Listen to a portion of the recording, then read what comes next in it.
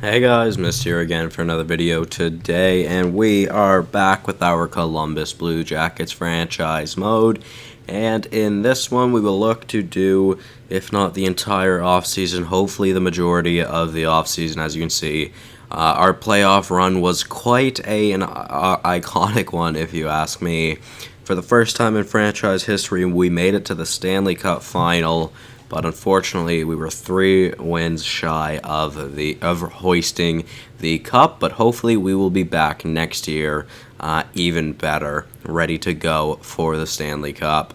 Well, obviously, only time will tell, but we will see. So, I would say season 1 was quite a pretty damn successful one, if you ask me. Overall, I think it was pretty damn good, and I am very happy overall about how we did. Of course, I would have loved to have gotten the Stanley Cup in year number 1. I think that would have been absolutely phenomenal, but obviously it didn't end up happening like that, so there's really not much I can do about that at this point. I am happy, though, with the way we did, play, although Panarin kind of slowed down in the Cup final, so we'll see. I mean, maybe next year, hopefully it'll be better. Now, I don't think we have anything interesting as for pick-wise, so Carolina wins the lottery, Colorado, because of Ottawa, gets the 2nd overall pick. Unreal. Arizona 3rd, Rangers 4th, Detroit 5, so that's the top 5. Detroit also gets another pick in the top 10 from Vegas, which obviously is the Tatar trade. Then the Rangers get another one in the lottery position from Boston, and then the Islanders got one from the Flames. Yeah, okay, well, interesting. So, you guys, if you haven't been following the series of Operation Get Ovia Cup, you would not know what this first-year draft looks like. Well, I mean, I'm sure you do, but obviously on mine it's going to be a little bit different because I made the first year absolutely unreal. Well, not the first year, the first round, absolutely unreal. We will see as Chris Kunitz retires. He looks to be the biggest player there that is retiring, but yeah, let's edit the trade block, get rid of everything here. Now I think we'll probably just keep with our picks that we have. I don't plan on trading anybody or trading any. Oh, that's not true. I definitely want to get rid. You know what? If I could get rid of Jack Johnson, I think I would totally try to. As for Nick Foligno, I'm not sure what I'm gonna do with him. So, yeah, let's just go and see this team. The draft class, or not this team, sorry, the draft class, of course, is what I meant to say. First overall will be Rasmus Dahlin. I do have him at a franchise potential player. Then second overall will probably be Andrei Svechnikov. Third, then Zadina. Fourth, then Tkachuk. Then after that, I think Foligno for 5th. And then 6 to 10, I'm not too sure. It'll be between Boqvist, Bouchard, Farabee, Hughes, and Merkley. We will see. Other players that are up here, Oliver Wahlstrom. I don't think I did edit him, though he should be better than that. Jeremy McKenna, I made really good. He's definitely not as good as he is, like, legitimately, but he was also made a lot better. Alexander Kovanov is a medium top 6. Haven't changed him. But this guy, Sergei Glebov, I don't know if he's real or not. I don't recognize the name. I have heard Glebov before, so that'll be interesting to see if he is a good goaltender or not. I'm trying to think if I know who he is. I'm not sure, to be honest. So really quick, Ryan Murray was like an 84 or an 85, and he's now down to an 83 due to morale, so that's not good. Does he need an extension this year? He does, so that'll be something interesting. We will have to see how that goes. Really quickly, Nick Foligno and Jack Johnson, both on, Foligno's on an awful contract. I did not know his contract was so high, and as for Johnson, I would be very shocked if we are able to move him, but if we could move him to a Western Conference team for any pick, even though he is on an expiring deal, but a pick in the future, sorry, I didn't mean to go to goalies, I want to go to draft picks, in a future draft, I would love to get that, if possible. Could we get a 4th from the Ducks in next year's draft? No, they would have too many skaters, so On to the next Western Conference team with contract space.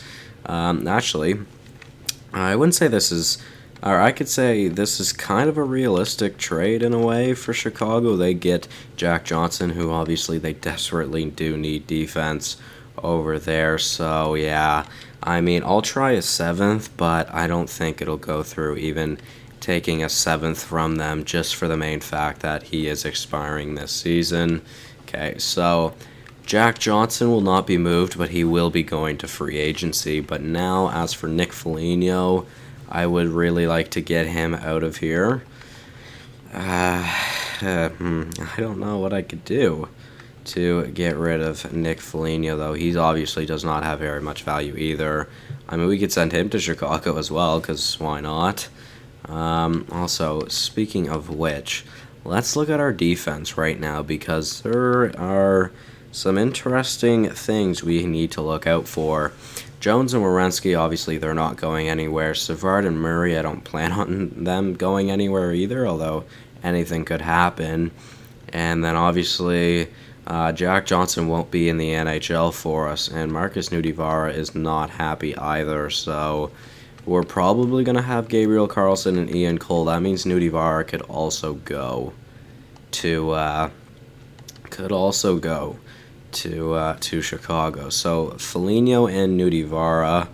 Now I don't think they wouldn't they would decline the trade because of Nudivara. Henryoki Harju is pretty good. I would love to take him just because, although the value in this trade definitely is not that high.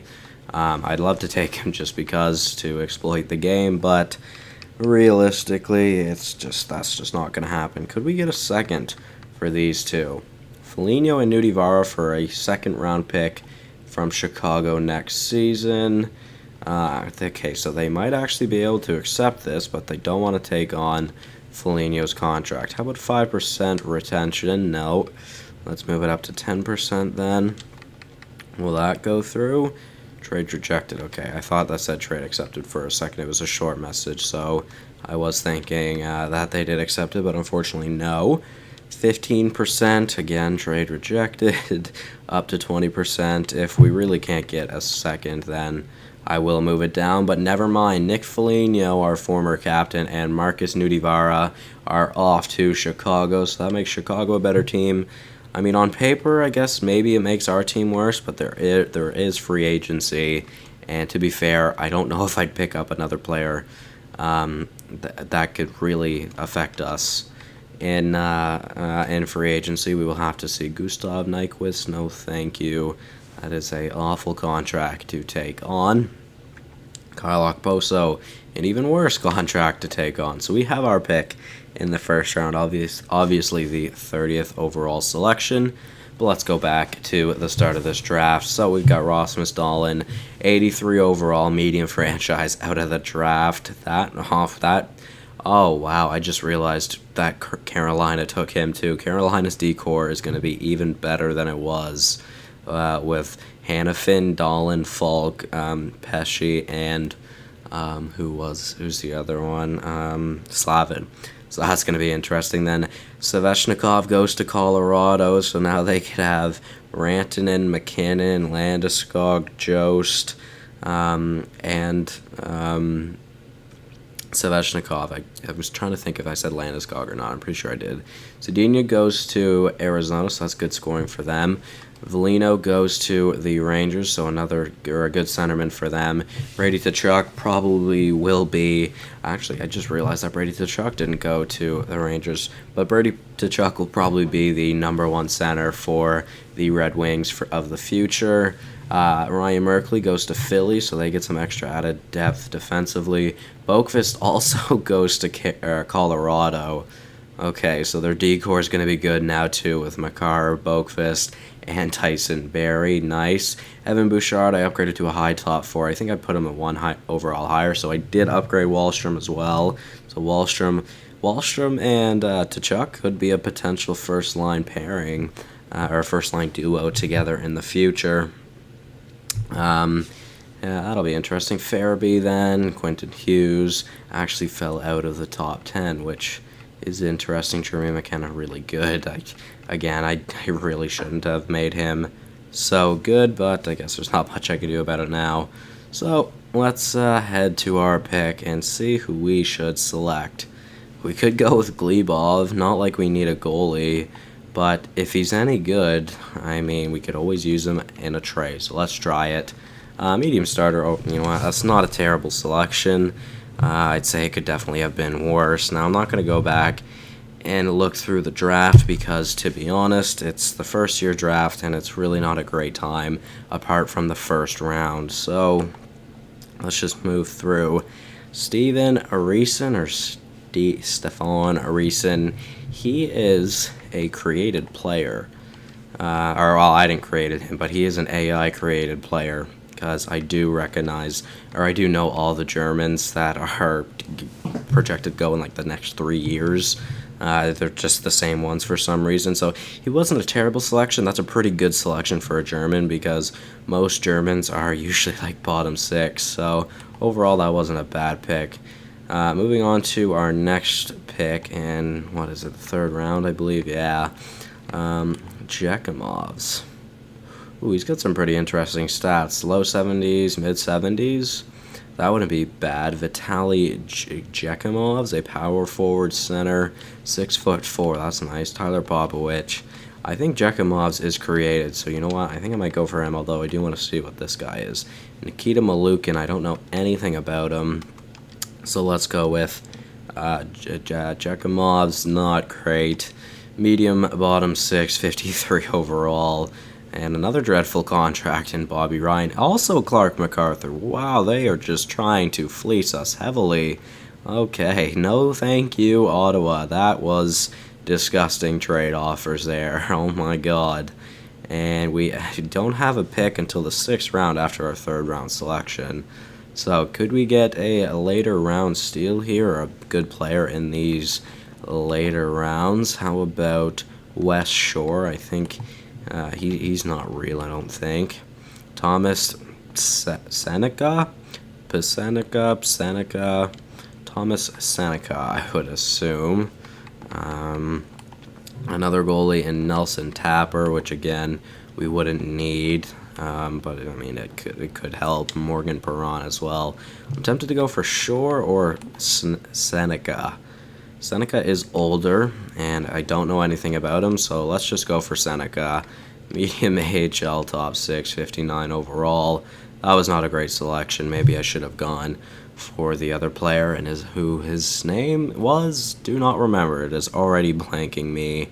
Yeah, so, I mean, I guess we can go for this Tanner guy, Raymond Tanner.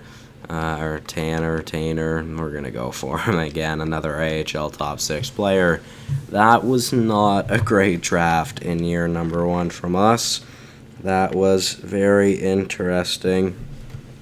Yeah, so, that was not a very good, that was not a very good draft by any means. So let's head to the re-sign phase now. And we will see what we have to do here.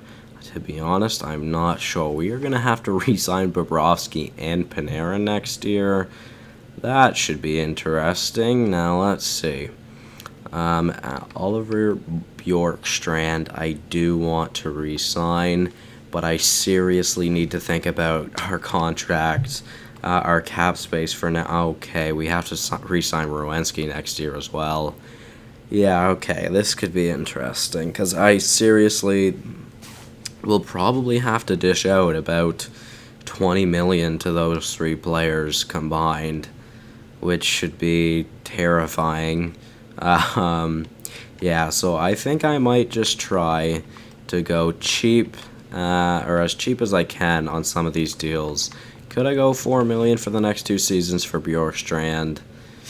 We're going to try it. As for Vanek, he does want to re-sign. I mean, he had a kind of disappointing season, but I would like to bring him back, to be fair. 1 year, I'd say. We can go 2 years, but we need 2.8 for those 2 seasons for Vanek. Okay. Then Ryan Murray does not want as much money as I thought he would. And you know what? You know what? The risk of signing him to a one-year deal is that he jumps up to like an 89, like I know I have seen from him in the past, which is terrifying. Because if that would happen, we'd have to dish out a lot of money. So I think I'd rather go for a 2-year deal for him. Korpisalo should probably be dealt soon. Although maybe what we could do is just keep Korpisalo, let Bobrovsky go to free agency next year, and we wouldn't really have to. Well, we'd also have to re-sign him next year, Korpisalo. So that'll be interesting. Now for Sonny Milano, he wants a lot of money. I'm gonna just do 1 year for him. We're gonna lower it to 1.5 million. I almost hit that on the dot, just going through that fast. So, yeah, almost impressed with myself. As for Boone Jenner, he is really young, to be fair. Bringing him back also wouldn't be a bad idea. How about 2.65 for him? We'll try that. Ian Cole does want to come back. Defensive defenseman, which kind of sucks. That's a lot of money for a bottom pairing defenseman. I don't know how I feel about that.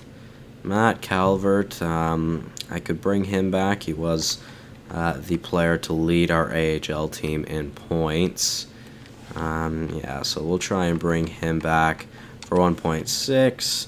Mark Letestu does not want to come back, but he is one player I would like to try to re-sign. So I could go like 2 years.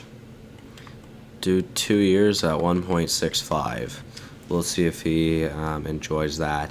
Now, Gabriel Carlson is listed as a top 6 defenseman at 77 overall, so that's kind of unfortunate. That's kind of brutal. Taylor Chorley, we will offer a contract to. We're just going to give these minor players or minor league players the contracts they want. Merzlikins will also re-sign just because. Zatkoff, nah, I'm good. Jack Johnson will be released. Goodbye. Okay, I'm sure some people are going to be upset about that. Cameron Gauntz, we're going to release. I believe it's Cameron. Czar, I don't remember his first name. It might be Daniel, not sure. We're just going to offer him a contract. Kukin, we're going to go with Kukin. Also can get a contract. Kujawinski. There we go. Did I say contract? I meant contract. Broadhurst, sure, we'll also offer him one. Alexander Texier, who I did not realize we didn't have signed. We will sign him right now. High top 9. 68. Will he ever make the NHL? We will see. Davidson, not great. Glebov, I will offer a contract to. As for Seneca, probably not. Tanner, Bemstrom, Reason, I will also sign because why not? Although we do not have very much for contract space. That is it. Well, we just went through everybody, so let's see who accepts. If everybody can accept in one shot, that would be great. We will see, though. Jornley rejected. Okay, Calvert accepted. Vanek rejected. Letestu accepted. Murray accepted. Milano rejected. Jenner, Kukin accepted. Bjorkstrand rejected, as well as Gerby, Kujawinski, Broadhurst, Czar, Texier, Merzlikins, Reason, and Glebov all accept. So, like some of the biggest players I needed to re-sign just did not re-sign. So, let's try this again then.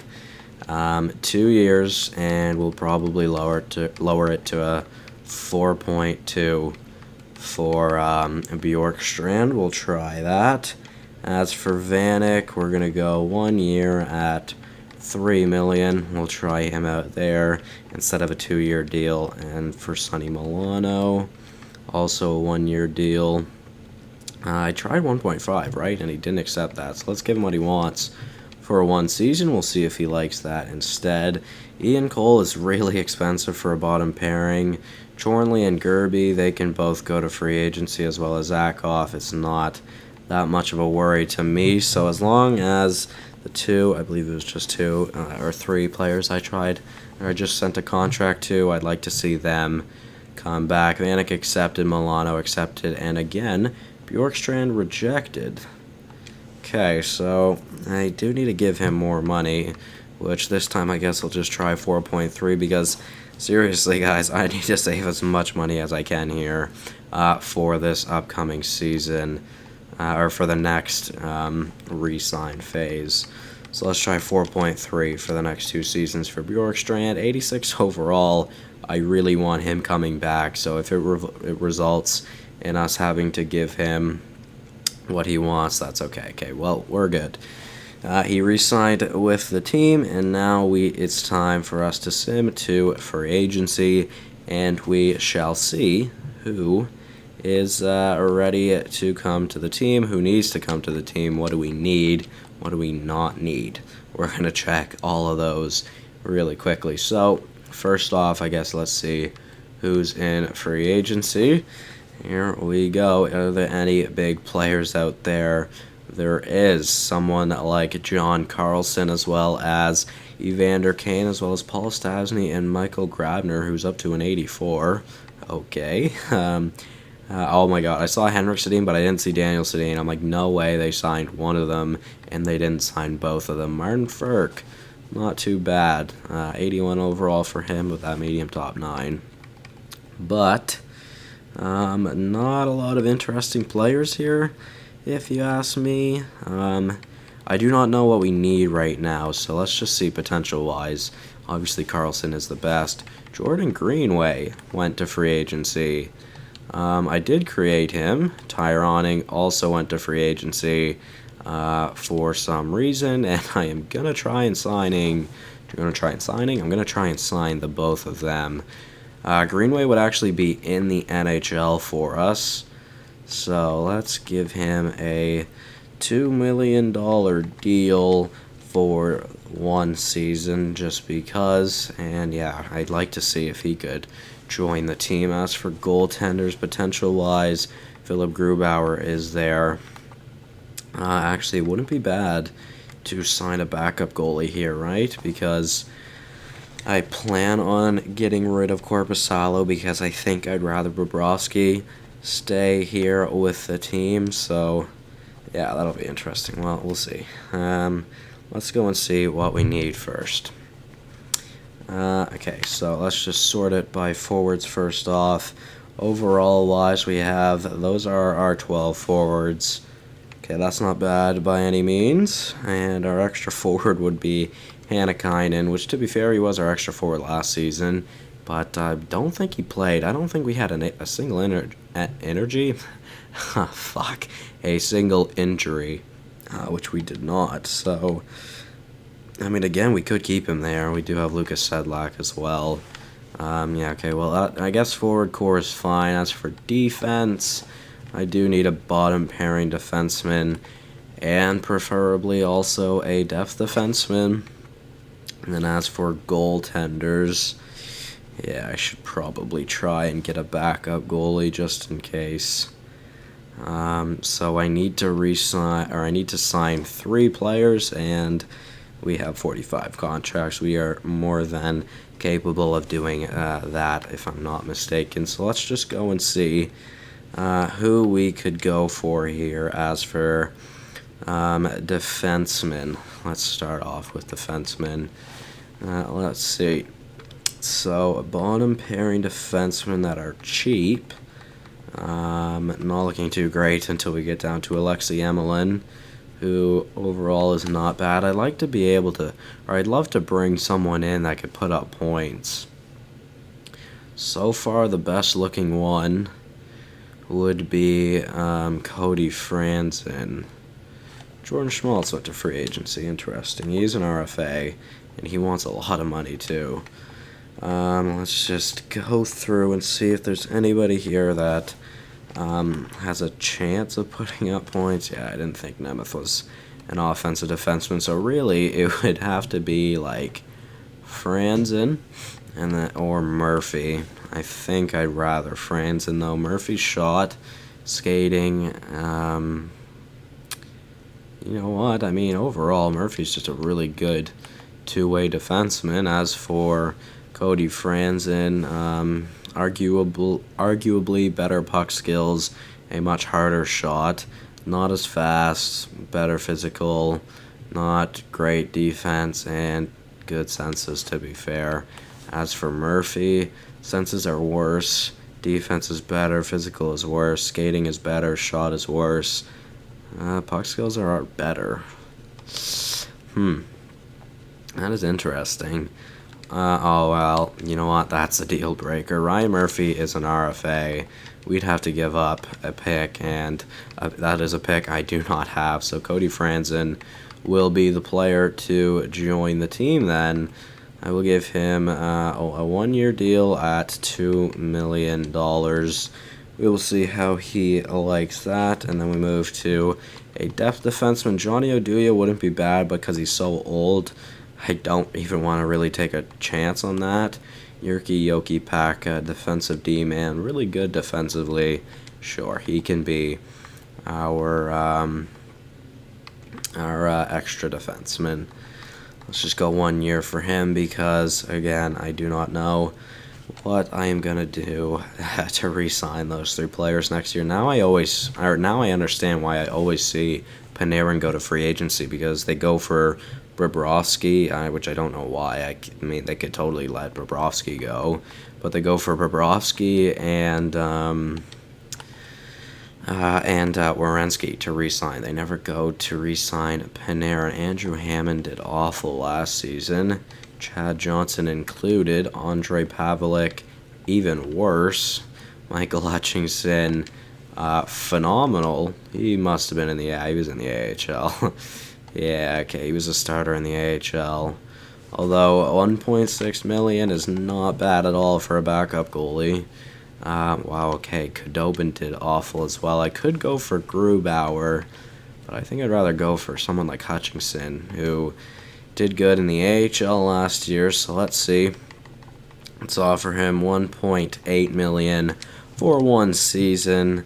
Yeah, and he will be our backup goalie, assuming we do trade away Joonas Korpisalo.